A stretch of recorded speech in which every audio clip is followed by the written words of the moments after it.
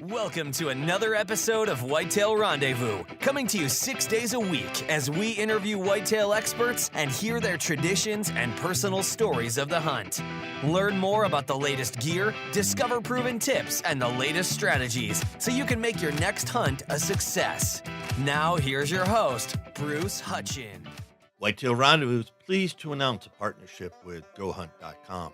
Who's GoHunt.com? Well, if you're a DIY hunter, you need the information at GoHunt.com/insider. Why? Because it provides 4,200 profiles, every unit, every species, and every season. Furthermore, they give in-depth analysis, interactive maps, unit access, and seasonal trends.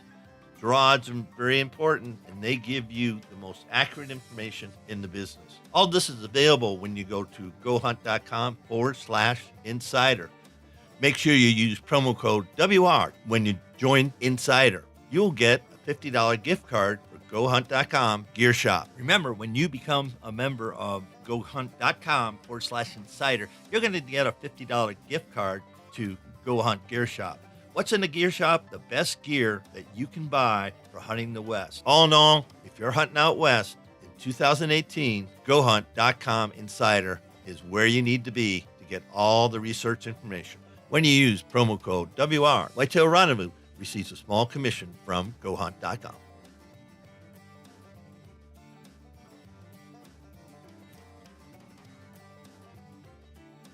Hey, folks, we got a new sponsor. It's called Buckwild Coffee. What's so special about Buckwild Coffee? Well, a gazillion people go to Starbucks every day and drink coffee. Well, why shouldn't Buckwild Coffee offer you light, medium, or dark roast with free shipping? All you have to do is go to whitetailrendezvous.com, go to shop, and order your coffee, and I'll ship it out for free. Hey, thanks so much for visiting Buckwild Coffee. The best brew in the West, the best brew around the campfire, the best brew in the hunting shack, the best brew anywhere. Buckwild Coffee. Get yours today.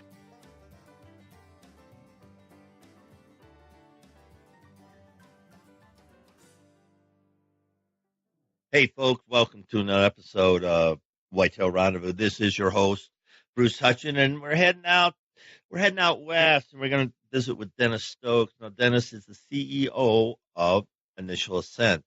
Well, Initial Ascent, Dennis, where the heck did that come from? Thanks for having me, Bruce. Initial Ascent. Okay, so my partner and I we were trying to come up with something, and obviously we live in the mountain state of Idaho, and we were just thinking we want this business to grow, and this is our first experience or stepping foot into this industry, and so it's our initial launch, and we want it to grow, so we're going to be ascending and hopefully not descending. So that's where it came from, Initial Ascent. All right, I like that. Okay, now I get it. I'm trying to think. Okay, let's unpack this. So, I'm at the trailhead, and I've got to get up to X elevation, and then things will change, and then the trek, the journey, the climb will open up from there. Mm-hmm. Typically that's the way it happens. Right. It really does. And folks, if you haven't been in the trailhead and done that, just go ahead and take a look at it, because you do, from everything I've ever done, you have an initial ascent, and then you get into the climb. And, and I'm going to spin it off to business. Anytime you think about a business, you begin. And that's the most critical thing about a business is start. And, let's go back 3 years and talk about how you and Joe got together and decided, this pack doesn't work for me because this strap doesn't cinch down, and I can't reach my water bottle carrier or whatever. And so you started. So let's go back 3 years and get us up to today. Okay. So, yeah, Joe and I have been friends for several years. We met each other basically at a football practice. Our kids were playing football, and we went to the same church. And so Joe and I figured out really quickly that we had a common interest, and that was hunting. And I had just gotten back into hunting probably, 4 or 5 years prior to meeting Joe, and I got back into it in a big way. I had stopped hunting for several years because my wife and I welcomed our twins into the world, and they take quite a bit of work, and so I put things on hold for quite a while. And so we got back into it, and Joe and I found that common ground, and we started hunting together, and both of us have owned, numerous packs over the years, and we're pretty picky people. And so we were always, talking about, well, I kind of wish this pack had this, and I really like this about this pack, but, I wish it had, this feature, or I wish this was a little bit more comfortable. How could we make that a little bit more comfortable? And so I know for me, I was modifying my packs that I had to try to fit my needs, and I think Joe was doing the same thing. And so finally we looked at each other one day and just, thought, well, let's just stop complaining. Let's stop talking about it. Let's do something about it. And so at that point we said, okay, let's make our own. And that's where it started 3 years ago. And we started with, we had to have a foundation. And that's kind of the way we go about life. In life, you have to have a foundation. You have to have a solid foundation. And the same thing in the backpack world, especially when you're, hopefully going to be packing out over 100 pounds on the way back to the truck, because that means you've been successful in harvesting your animal. So we had to make sure it had a solid foundation. So that's where we started. We started with the foundation and the frame. You think back, I think, and I never used a wooden frame. They existed, 2 straps, piece of wood, and then they used to lash the quarters of white-tailed deer, moose, or whatever on those frames. And just go back, folks, and look at the archives of what they used to do. And then came along the aluminum, and I still have one. I think it's a Moose Freighter pack from Cabela's that actually carried, game, and I've carried way in excess of 100 pounds on that. The best thing, no, but it got the job done. Then my son came along and he started going internal frames, and then for all my hunts, once you get that internal frame, I went, oh, what have I been missing? Yeah. What have I been missing? And so then I started using the internal frame, and that's kind of where we are today. Fortunately, if I do those type of hunts, I've got horses or other people. I have a Sherper named Cody. Cody, I love you. Because he just packs up and we get the heck out of Dodge. But having said all that, packs have evolved, folks, like everything else. And if you're still running a pack you had 5 years ago, 10 years ago, take a look, and there's a lot of packs. Okay, there's a lot of packs in the marketplace.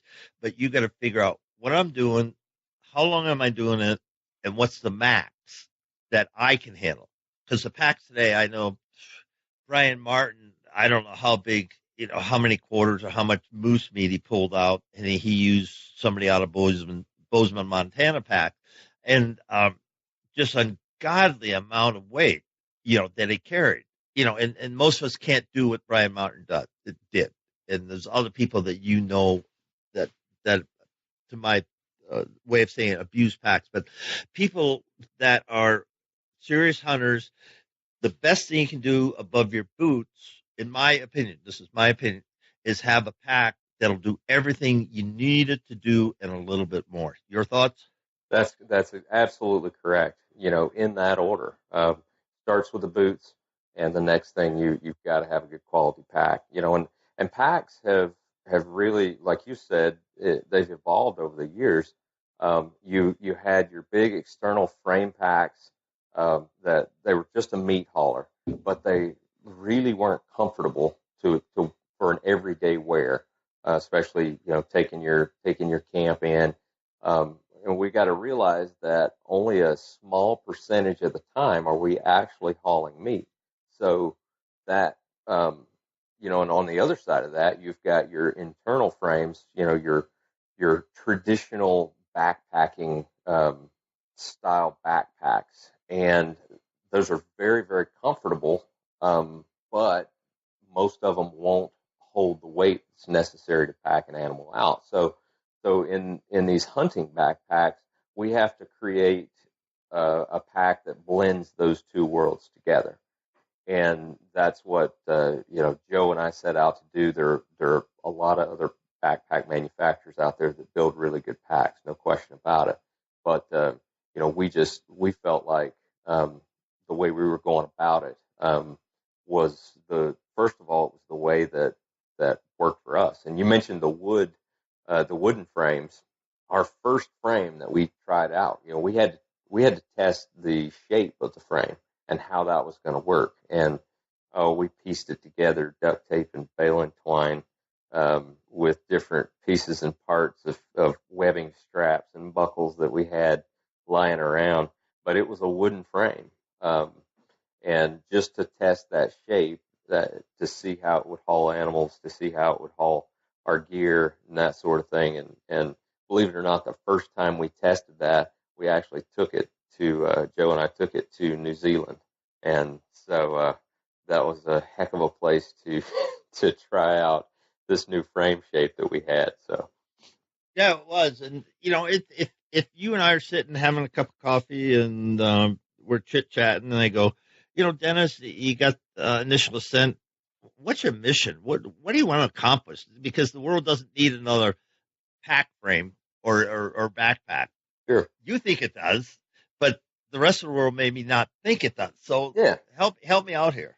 Yeah, when we first started this thing, we thought that, hey, there's still room in this industry, for raising the bar, and and that's what we feel like we've done. We feel like we've taken that bar and raised it up.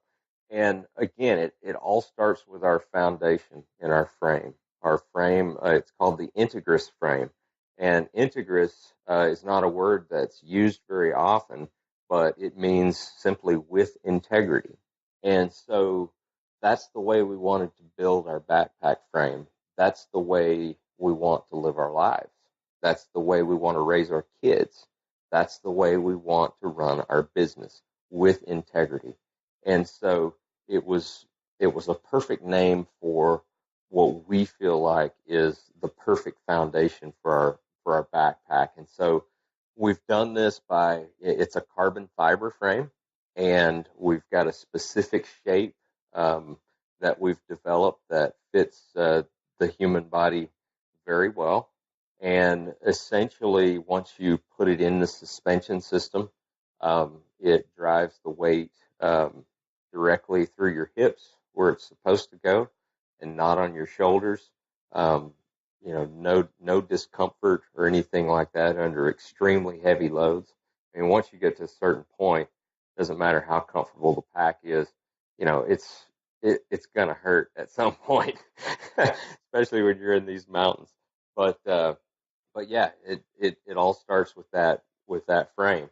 You move on, and by the way, I mean, there are some other carbon fiber frames out there, some good ones, but the way we've created and designed this and put it together, there's nothing else like it in the world. Nobody is doing it like we're doing it. And we feel like that what we've come up with has a distinct advantage over the competition. And so with that, you move on to our suspension system, and we feel like our hip belt and lumbar pad, the way we've done it with dual padding technology there, we feel like it's the most comfortable hip belt on the market today. Shoulder straps the same way. That's the foundation of what we're doing. And then you go to the bag. The bag is next, and our bag shape is what sets us apart from other bags out there. Most of these backpacks, and it doesn't matter if you're in the conventional backpack world or you're in the hunting world, most of these bags are shaped like tubes. And 101 on carrying heavy loads is you want to carry that load high and tight against your back. And so keeping that in mind, we developed our bag to where it was more wedge shaped, and So if you look at it from a rear profile, the bag actually comes down in a slight V. And if you look at it from a side profile, it's wedge shaped at the bottom as well. And so it's not tube-like. It's more like a rectangle. And it's working very, very well for us. So that shape right there sets us apart from a lot of competitors out there. And we'll get more into this, but with more and more people in the backcountry, why? Because they want to, and they need good information. So we're going to share more about the information about how to load the pack, and Dennis is going to share some of that, just the basic, this is what you want to do to yourself, rather than me throwing a mule deer or something else or caribou into an external frame, and just because I'm 30-some years old, 20-some years old, carrying off the mountain. That wasn't really healthy to me, and there's a lot of ways to do it. You can go to YouTube, folks, and find out, how to pack up. But we have a lot of people that go into the wilds and never hunt. They're just in the wilderness. They're climbing mountains, but they pack their pack in, and then they're going to a spike camp, and then they go to the different levels of their ascent, and they have to carry actually less and less stuff, but they still have to carry it. Right. And it's so interesting. When you said web shape, could we say teardrop shape? Would that be correct, or would that be an incorrect statement? Not exactly teardrop, because it doesn't really come to a point. But a wedge, if you can just maybe a wedge with a flat bottom, if you will. But it is more kind of V shaped. If you look at it from a rear profile, it's a little bit wider at the top than it is at the bottom, and that's from a rear profile. And then you look at the side profile, it's just a little bit wider as you're looking at it from the side at the top than it is at the bottom. It actually comes down and maybe more like a half teardrop, if you will, from a side profile. So let's do this. Let's help the listeners and spend 5 minutes. And so they got REI near them. They got a good camping equipment, adventure equipment, trekking equipment, climbing equipment, store near them. And so they want to do it, but they don't want to go through the progression of, this doesn't work. Why did I spend my $100 on this, or $200 on this, or $300 on this? So line up your base pack against what they would find at, let's just say, REI, and just say, draw the comparison. And I want to start off, and you mentioned something, you want to carry that pack, the weight high, and there's reason for that, and you're going to share why you're going to do that. But let's just walk through that. Start off with one, we get the pack, we get where stuff goes in, then we get the frame, then we get the suspension system, and then we get the belt or something that ties it in. I think that's all the components, isn't it? Yeah. Okay, so take us through it. Yeah, take us through it. So if you're comparing, something like we've got, where you're going to be carrying heavy loads, and I'm talking heavy loads, over 100 pounds. Anything that you get at REI, and I'm not picking on them, it's just a different use. You're gonna be comfortable, but you're not gonna. None of those packs are capable, in my opinion, of comfortably carrying weights of that magnitude. You're probably looking at tops on a lot of those packs, maybe 60 pounds is kind of what they're rated for on the bigger side of things. So you've got a lot bigger weight rating with ours. You're going to find that with a suspension like ours, our lumbar pad's going to be thicker. Our hip belt pads, most of the time, they're going to be thicker. They're going to be able to really absorb that weight. The shape of our frame, as it goes along with the curvature of your back, we're going to couple that with our shoulder straps and our load lifters. Now, most of these packs, that you find at your REIs and such, will have all these components. It's just how they're built as far as, with what weight rating they're going to be able to handle. And so everything on ours is just beefed up to where, I mean, you've got a lot of 1-inch type webbing straps, not the 3/4 or the 1/2-inch webbing straps. The big 1-inch pads on your hip pads, 2 inches worth of padding, and dual pads on your lumbar pads. So, you've got a lot of cushion there to kind of absorb that weight. But generally, most of them, you're going to go fit a pack at either our place or an REI. You're going to fit them the same way. You're going to put about 20 to 30 pounds in that pack, and we mentioned putting it high and tight against your back. So you want to put maybe a sleeping bag or something down in the bottom of it, and then let this weight ride up on top. You want to cinch it down with your compression straps so it's tight against whatever frame that it is. And then the first thing you're going to do, you're going to buckle that hip belt. You're going to get that tight. The points of your hips will be directly in the middle of those hip belt pads. Then you're going to put on your shoulder straps. And by the way, everything is loose when you start. So the next thing you're going to do, you're going to tighten up your shoulder straps in the pockets of your shoulders right there. Then you're going to take your sternum strap and buckle it and just get it tight, not super tight. You just want it kind of taut across there, just a straight line across. And then the last thing you're going to do is you're going to snug up your load lifters, and you'll be able to feel when you snug up those load lifters, you're going to be able to feel the any weight that was on your shoulder straps, pressing down on your shoulders. You're going to feel that come up just a bit, and you're going to feel that load come into your back. And by the time you're done with it all, your hip belt should be really tight. You should feel probably 85% of the weight on your hips, about 15% of your weight on your shoulders, and you're going to be able to take 2 fingers. That's a good guide for us.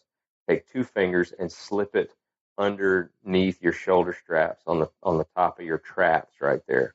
So to me, that's a perfect fit. Get that, folks? Yes. Nobody's talking to me. Oh well.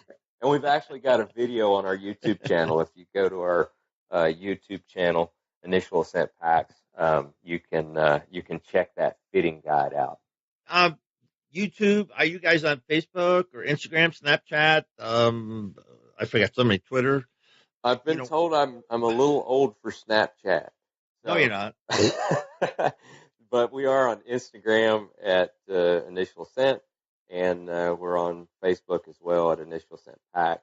And so yeah, we're I guess Instagram, Facebook, and also Twitter as well. How about LinkedIn? No, we aren't on that. That's because you're a business. You're a business. We are. That's you a are great a business. idea. You are a business.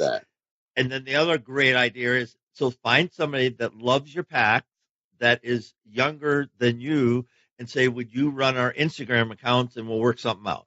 You know what? We're working on that as we speak. We've got a young gentleman identified that has tons and tons of followers, and he's really good at what he does. And so we're gonna be getting that going here pretty quick.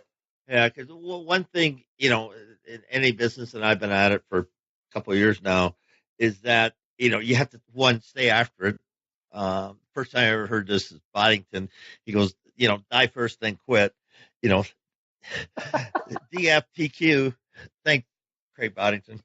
But there's some truth to that. And folks, this whole thing about getting away, and I can remember sitting on places in North America, and mountains and glaciers and stuff, and you're just sitting there. The only way you can get there is by your feet. Yeah, you could parachute in or helicopter in. Yes, you could.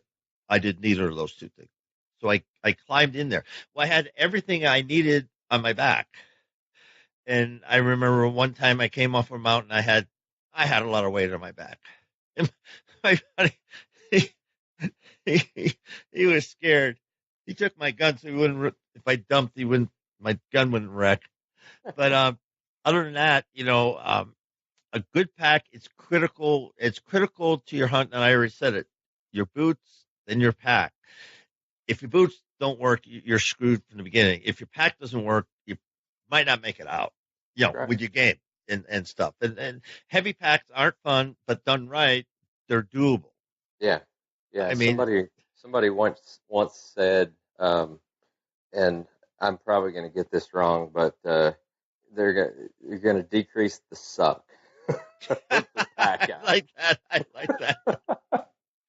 So I do like that. And so we got a pack. We're going to put stuff in, and let's talk us through a typical 10-day elk hunt. What's going to happen? What's going to happen with your pack system? Or with our pack system. So right now we've actually, so our pack system is 4,000 cubic inches, and if we're going to do something for 10 days, 7 to 10 days, we're going to have to modify our system just a little bit. Now we are currently working on a 6,000 cubic inch bag that will take you further. But what we do for those multiple day hunts like that, when you go over a week, is we'll actually we've got a dry bag, because, what takes up the most amount of room, once you get all your gear in your pack, you've got your clothes, and obviously if you're on an elk hunt, it's September, you're going to dress a lot lighter than you are, for a November elk hunt, right? Yep. So, what we do is you'll have a minimal amount of clothes, but you'll have your gear, your tent, your sleeping pad, your sleeping bag, first aid kit, your kill kit, all that stuff. All that's going to stay the same whether you're going in for 3 days or you're going in for 10 days. So what takes up the most amount of room in your pack is your food, okay? And most of the time you're going to be taking in about, if you're smart about it, you're going to be taking in about 1.5 pounds of food for every day. And that's, using the lightweight, dehydrated, backpacking type foods. And so what we do is we actually take our dry bag, and it's about 1,500 cubic inches, and we'll take and put all of our food in that. And that will hold 7 to 10 days worth of food.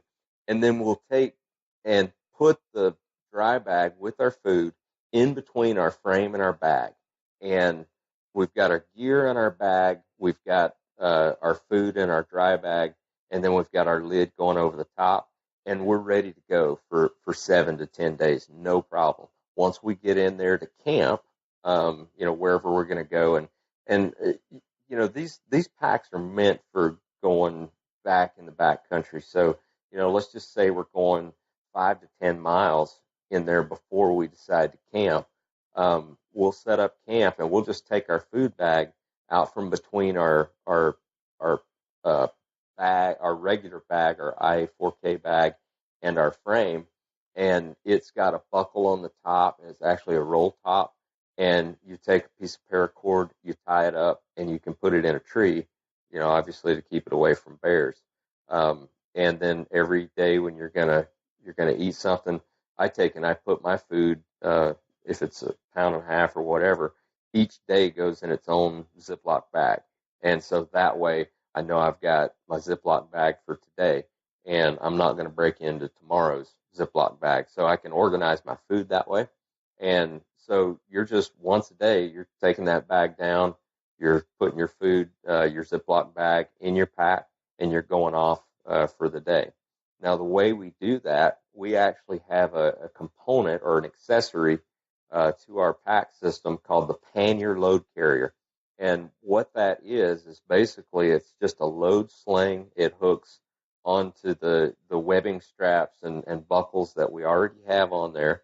And it's I want to say it's about, by the time it's all said and done, it's about 2,000 cubic inches, and it's got a big pocket on the outside, and you can hook your lid up to it. And it's basically our day pack. So our day pack is about 3 pounds, and you're off and running. So you leave your big bag. You can take the big bag off at your camp, leave it there, and you don't even have to mess with it until you're ready to hike out with your camp. So we're using our pannier load carrier for all of our day hunts out of camp. And once you get your animal down out there, that load carrier's carrying that first load of meat back to camp.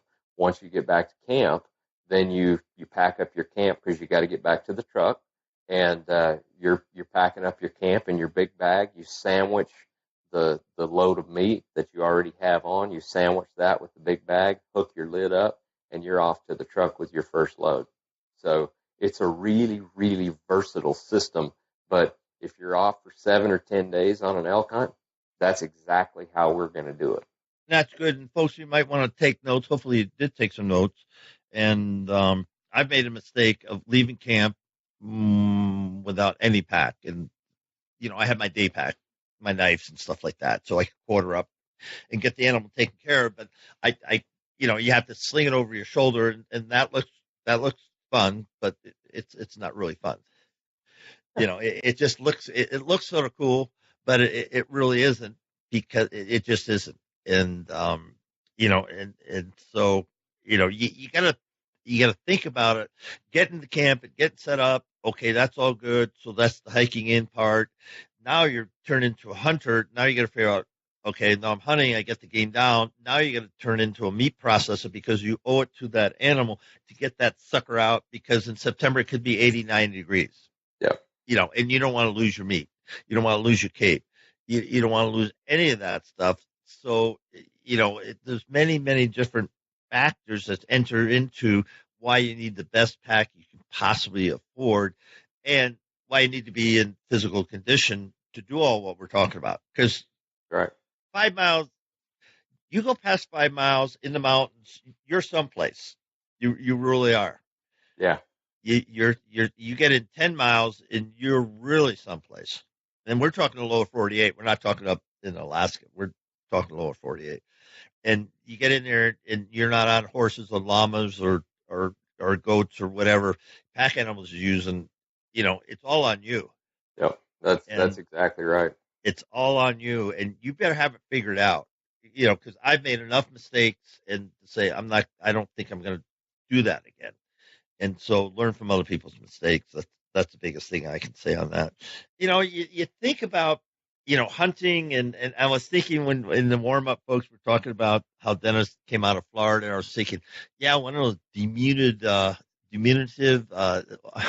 white-tailed deer in Florida, we could take one of his 4,000 square foot or cubic foot and jam that sucker in there and walk out drinking a beer and having and eating a hamburger.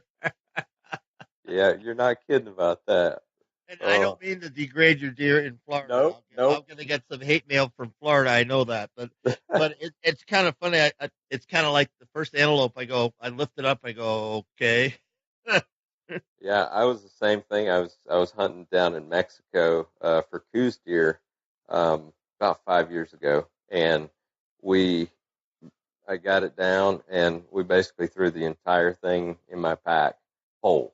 Didn't even and just went with it. We were only we weren't very far from our camp, and so we just decided we're just going to throw it in whole, and we're going to go and we're going to take care of it.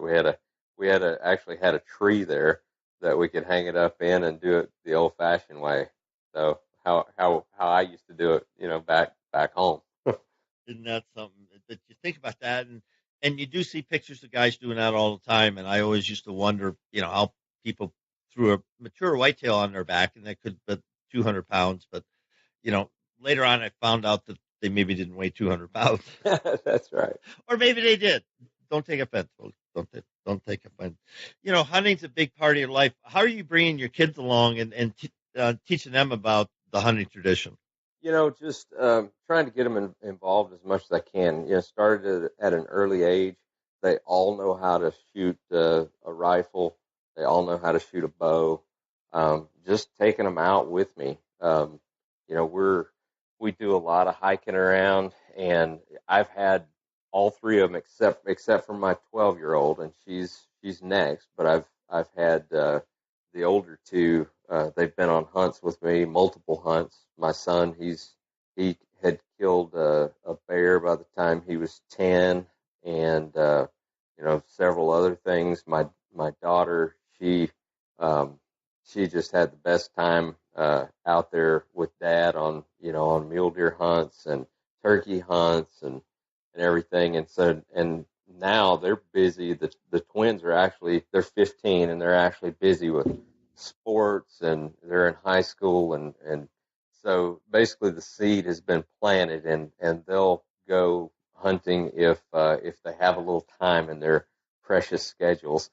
But my youngest one, she's just recently really shown an interest in shooting a bow, and so here recently we have really gotten a lot of time into being in the backyard and starting at even 7 yards and just getting her to where she's hitting that target, and starting out shooting fingers, and then now we're backed up to about 15 yards, and she's making these really tight groups at 15 yards. So she knows that, we're going to start moving back a little further and a little further, and she's just really enjoying it. And as her dad, I'm eating it up. And I know there's a lot of kids out there that have started a lot younger and whatnot, but it doesn't matter what age they are. Just as a dad, it's just a lot of fun to see that, and to see the smile on their face when they hit that 3D antelope target in the kill zone, and they look up at you and they say dead antelope.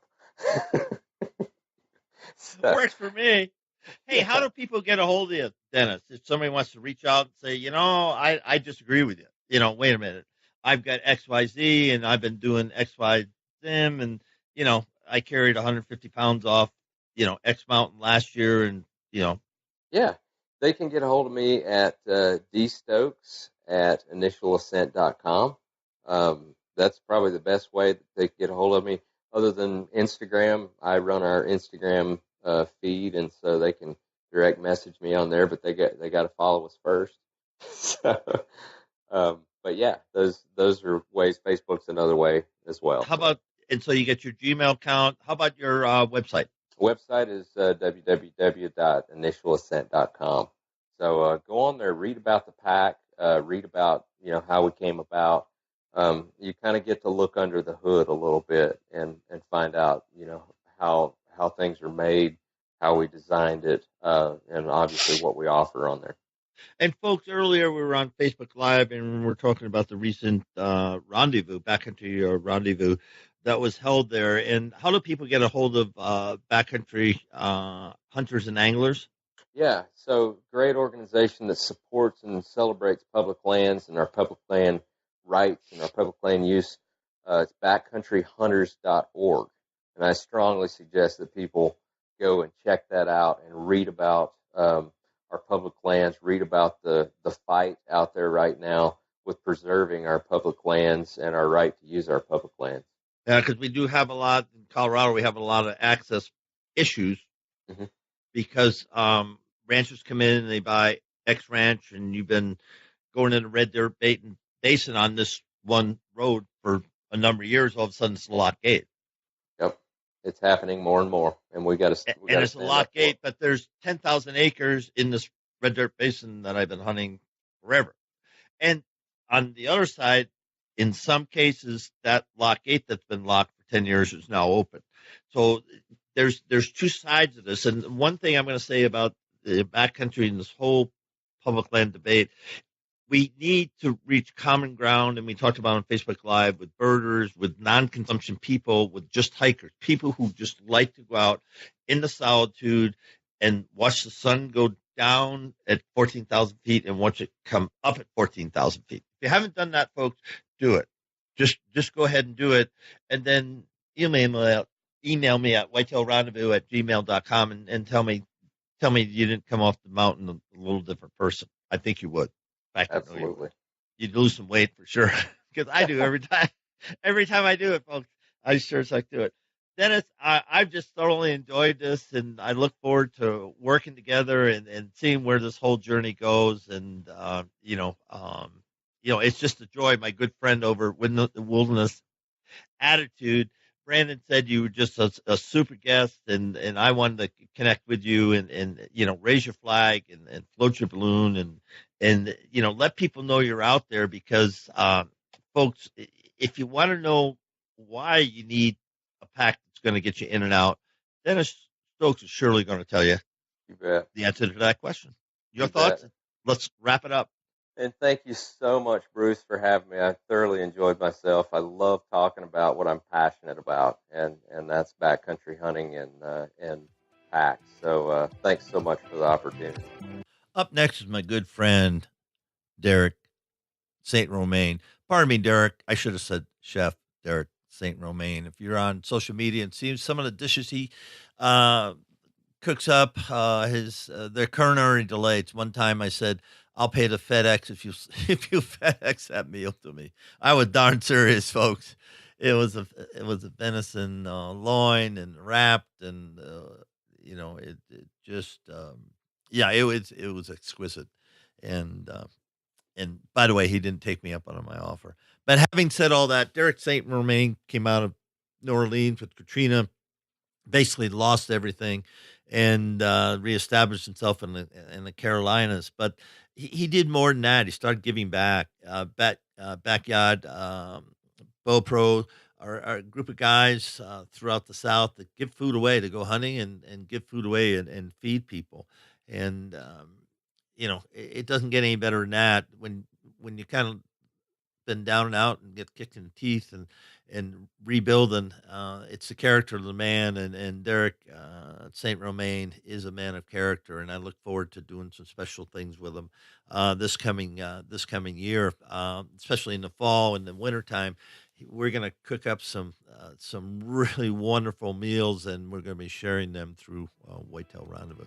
All that to say, I'm pleased to have Derek back on the show, and you don't want to miss this. Thanks for joining us. Be sure to tune in tomorrow for another episode of Whitetail Rendezvous, where you can listen and learn from the experts so you can be more successful on your next hunt. Until next time, listen, learn, and succeed.